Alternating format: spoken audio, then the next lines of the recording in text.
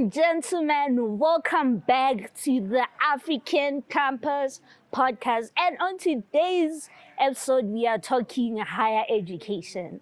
You got it right. We have the Minister of Higher Education in the vicinity. If you don't know, if you live under a rock, the Minister of Higher Education is Honorable Prince Maele, and he's going to have a tour in G.U.C.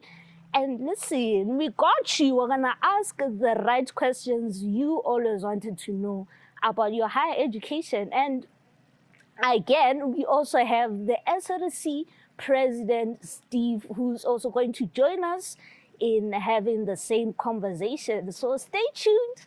Don't go anywhere.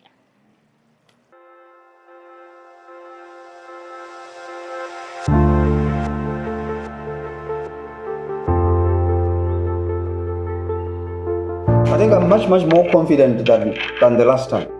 Because now when I think about your TVET site and then I think about this, the picture is complete.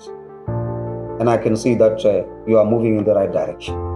And I'm not going to stop encouraging you to do so. Ladies and gentlemen, I'm with the G.U.C main man himself. He went all the way to Germany to represent us and the youth in general. And we're here to find out, how was your journey? And actually, who are you? Let's start there. Okay, my name is Steven Sarurwa and I'm the SRC president. But outside the school, I'm not the SRC president. I'm part of the international coordinators for an organization called G.U.C. I'm also the logistics coordinator for an organization called Climate Live. Oh, wow. I'm also the international coordinator for other young people organizations, which it's a very long list, if I would mention it. Yeah. Wow. I think it's fair to say G.U.C has brought out amazing people, because you going all the way. Why did you go there? Let's get there. Look, there's a point which we're supposed to be represented. That's number one. Young people need to be represented, and when you're in the position of leadership, there should be somewhere where young people have to see, this is our leader and he's doing something, Yeah.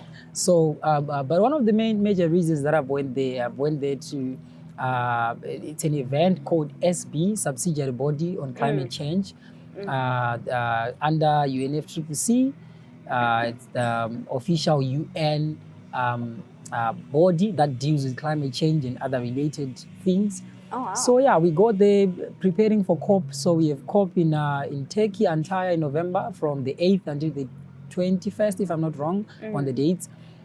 So before the COP, we have to go to SB and do what you call preparation of the agenda. So the agenda items, we also take them from the other COPs and SBs that we have done before. We have done COP in Egypt, we've been in Egypt, we have went to Germany again, we have other COP in Brazil, we had another COP in UAE. So now we look at the progress. I don't know if you know about the COP21 that is called the Paris Agreement. Yeah. So the Paris Agreement was born out of these conversations that we are doing. Yeah. So we are trying to check, did we manage to implement what we discussed during a Paris Agreement? Keep it 1.5, that's 1.5 degrees. Why should we say that? Maybe it might be too technical for you, but the whole point is that we are understanding that the climate is changing and the temperatures are rising. So because they are rising of temperatures, they are also affecting a lot of stuff. I think you can see nowadays there's El Nino that is being predicted that is coming very soon. And already some parts of the countries like both Zimbabwe and some, they're already experiencing it, which Botswana is going to be affected also when you look at those up. So why do we go there? Was your question? To make sure that we sit at the table of negotiations. We are part of the process. There's nothing for us without us, Stacey. You need to be at the table. A conversation is done. You need to be one of the people who actually raise their hand and say, no, we cannot accept these policies. I come from a global south.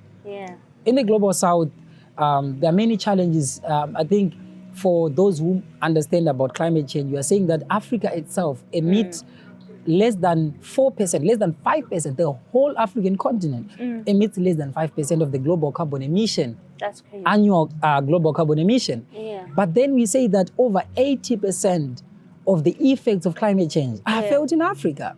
That's And these are insane. conversations. We are talking of just transition. We are talking of how can we pay what we call loss and damage. These are some of the stuff we discuss. Yeah. I mean, you are very, very educated. I can say that. Right? I am getting the education. And through all your travels, what would you say youth or students rather need to learn? What's a skill you'd say student needs to learn that they're not taught at school? Like, with you traveling all around, what's got you to be able to do that? Let's get there. Firstly, I would say that as young people, we need to learn one thing. Opportunities don't come when you're seated at home. You go and grab them. My father once told me that once you get the slightest of the opportunity, grab it jealously. Grab Grab right? it jealously. Yeah, and also another thing is like some of the stuff that maybe you might not be taught here at school and stuff have to do with honesty. If you want people to trust you, if you want people to work with you, be honesty, be reliable. Oh, very important thing. Yeah. So whatever you do, just be someone who is reliable. Just the people want someone where they say, I'm gonna call Stacy for this, and Stacy can deliver. Yeah. So you are not taught that here as much. It is there, but not necessarily like a direct curriculum, because you are being taught of interaction. You are going to interact with people with different attitudes. You're going to interact with people with different behaviors, backgrounds. So it's the same environment that you meet when you go out there. So, Mr. President, speaking of interactions and all of that, today the Minister of Higher Education is going to be having a tour in G.U.C. What are you hoping to find or hear from him? I mean, you are also going to be in the vicinity.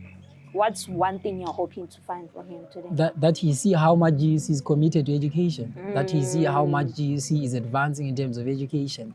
So he can come, he can see it for himself. And also, it's very important we have the leaders of ministries coming to also check and see and familiarize themselves with what the other institutions are doing. So I hope he appreciates what you're doing here.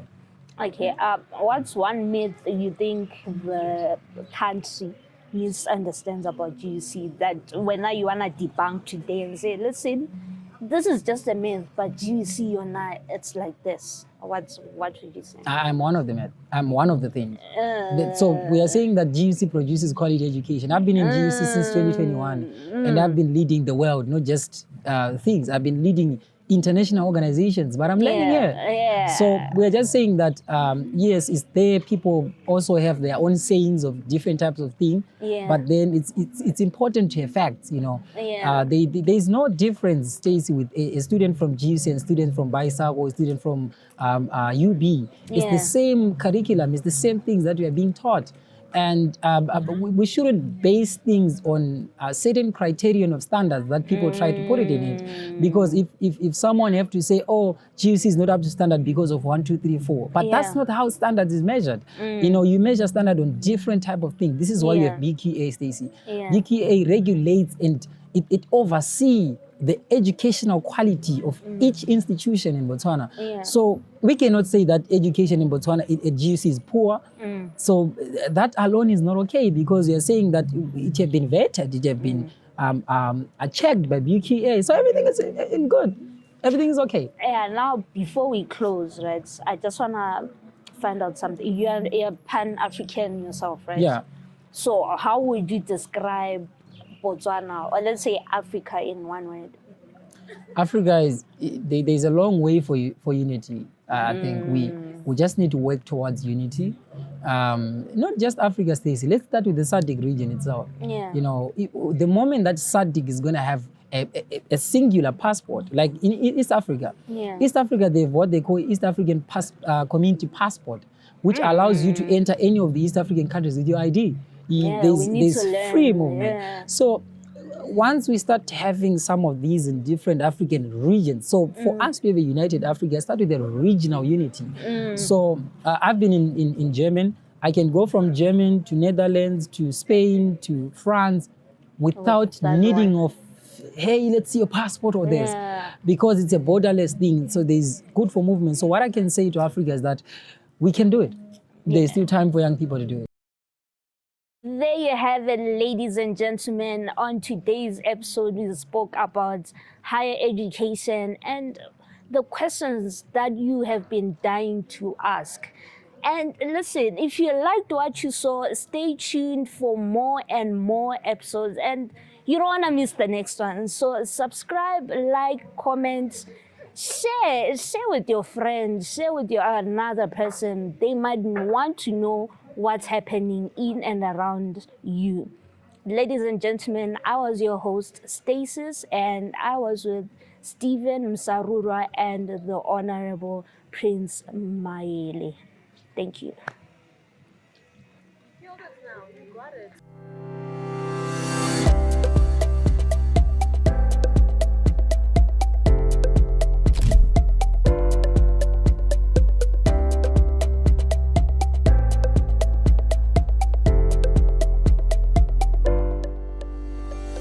The wait is over. The man we've been waiting for is finally here. I know, I'm interested. I'm excited to see what he's gonna think about G.U.C. Yay.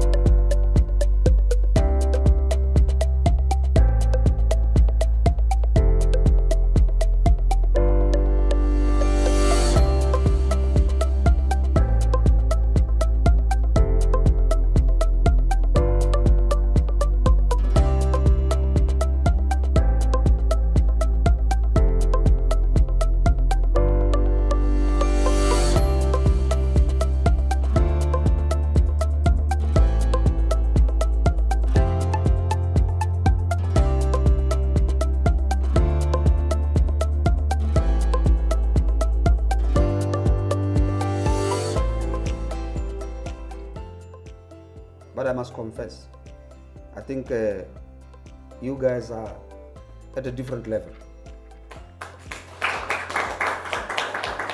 You are at a different level.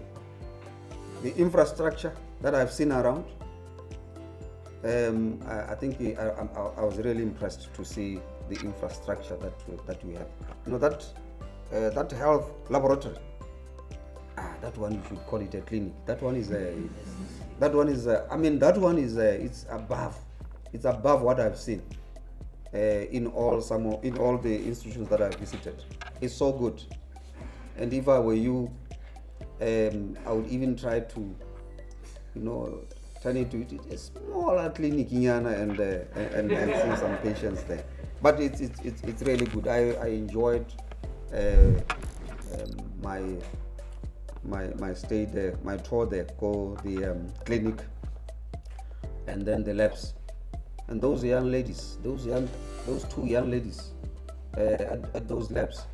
I think you must look after those ladies, because if you are not going to look after them, some will poach, and I might even poach them because they were really good. You know, sometimes you get reports from the office. All the office, you are told, can I go G.U.C, this, that. But if you don't go and see, sometimes you will believe and start to, paint those people carpenters in your but whereas they are something else. So that's why I'm actually going around to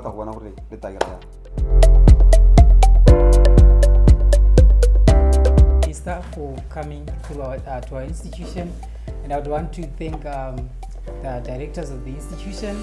I know that I have limited time, but I love something you say, that G.U.C should market its student to the international community. Actually, Minister, I'm coming from Germany, and I was attending the UN conference, which I was able to talk to ministers, presidents as part of the G.U.C students. So I would really appreciate those ways that you've said, and I will continue to do that. In November, I will also be going to Turkey. Yeah, so I really appreciate that. I think I will have a conversation with you later in terms of some of the stuff about climate change. It's very important, Minister, that is happening around the world. And I believe that if we have a conversation, it will be very good. Thank you so much. Thank you.